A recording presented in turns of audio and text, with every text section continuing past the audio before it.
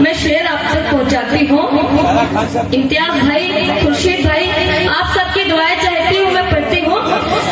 जिस तरफ देखिए नूर ही नूर है, इसलिए अपना बंगाल मशहूर है। जिस तरफ देखिए नूर ही नूर है, इसलिए अपना बंगाल मशहूर है। इसलिए अपना बंगाल मशहूर है।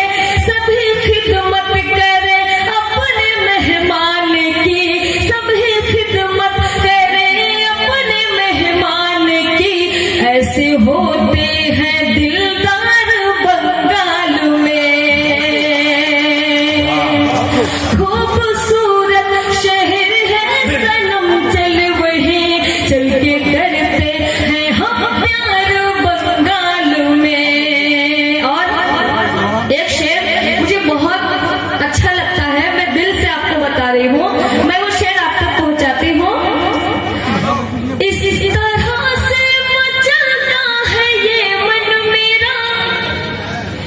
जैसे खन खन खनकता है कंगन मेरा, जैसे खन खन खनकता है कंगन मेरा।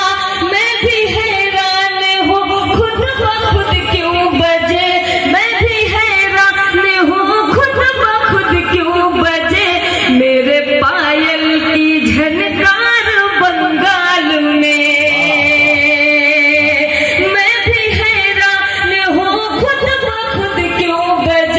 मेरे पायल की झनकार बंगाल में। और बंगाल का जादू पूरी दुनिया में मशहूर है।